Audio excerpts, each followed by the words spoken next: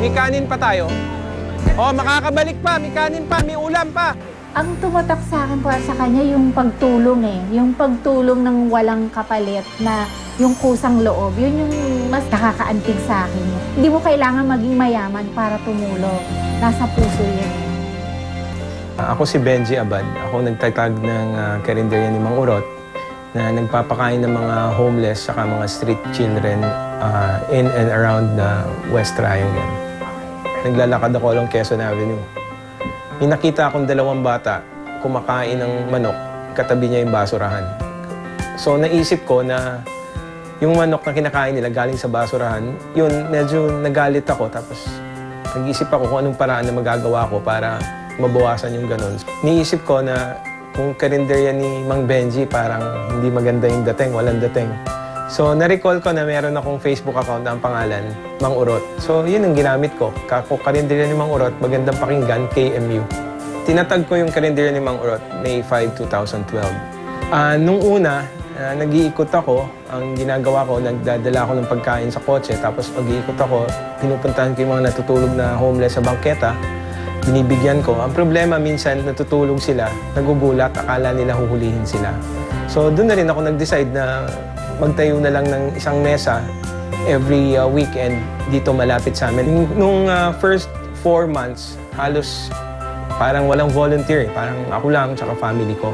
Dumami yung volunteers nung nag-tie up sa amin yung I Volunteer Philippines.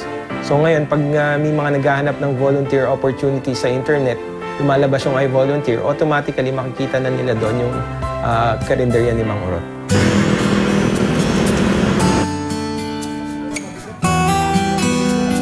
Tuwing Biyernes, Sabado at Linggo ng gabi ang feeding program ni Benji.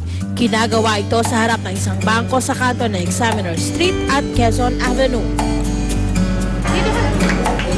Ang tinutulungan namin mainly sa feeding yung mga homeless saka yung mga street children. Pero sa amin, we don't care. Kahit sino nagugutom, pumila ka sa amin, pakakainin ka namin. Karinderya ni Mang Urot in 4.5 years has served about 52,000 plus meals for the hungry.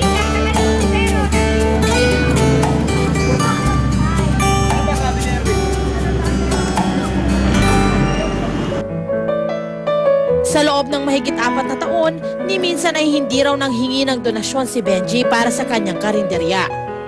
Though we accept. Kasi meron akong paniniwala na pag mabuti ang gagawin, God will provide. Nag-volunteer ako dito sa karinderya ni Mang Urot since 2014. Regular ako every Sunday. Na-diagnose ako ng lupus ko 2004. Until now, nagme-medication ako, nag-i-steroid pa rin ako. Tapos, nakatulong kasi sa akin din yung pagbo-volunteer kasi yun yung parang nakakagaang ng pakiramdam. Hindi mo na maiisip kung ano yung mga problema mo sa buhay. Mas parang nag-e-enjoy ka na rin na at the same time na nakakatulong ka sa ibang tao. 2 years na ako volunteer. Tapos, every week, at least I make it a point na nandito ako at least once a week.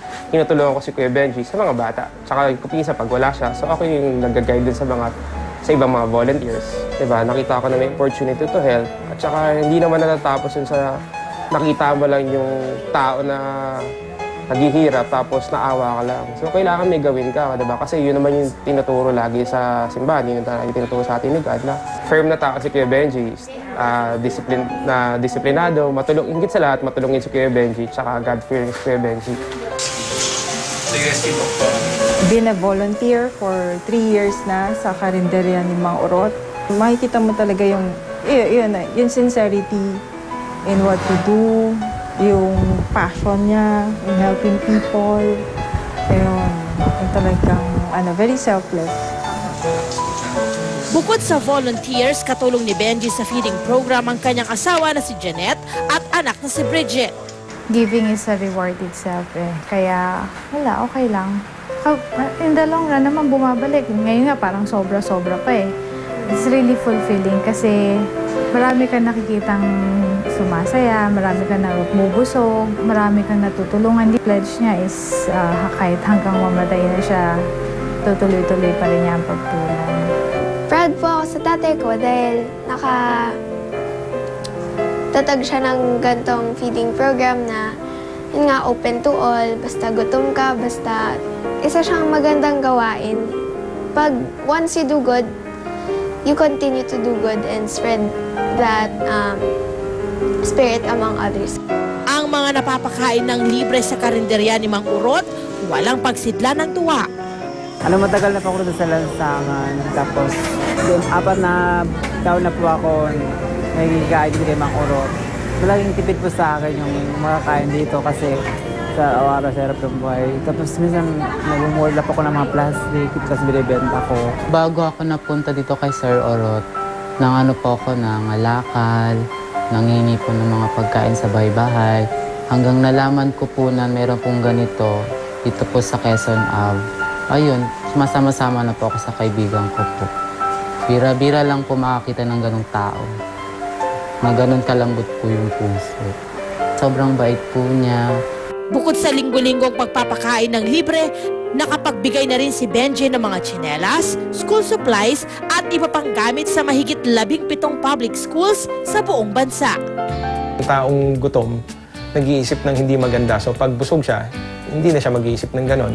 Pero more than that is yung nakukonquer yung social divide. Kasi yung mga mikaya, ayan, kasama na namin na tumutulong, nagpapakain dun sa mahihirap. So parang nagkakaroon ng isang malaking family na hindi na importante kung may pera o wala yung tao, na feel nila na kahit outcast sila sa society, meron pa rin nag-aasikaso at nagmamahal sa kanila. Life is too short to be selfish. Wala naman akong karapatan na magdamot dahil naniniwala ako na the earth is the Lord's and everything in it. Kung mas marami sa atin ang tulad ni Benji na may malasakit sa kapwa, siguro mas mabilis nating makakamit ang magandang pagbabago na ating inaasam para sa ating mga kababayan. Ang kabutihang walang hinihintay na kabayaran, yan ang ating kailangan.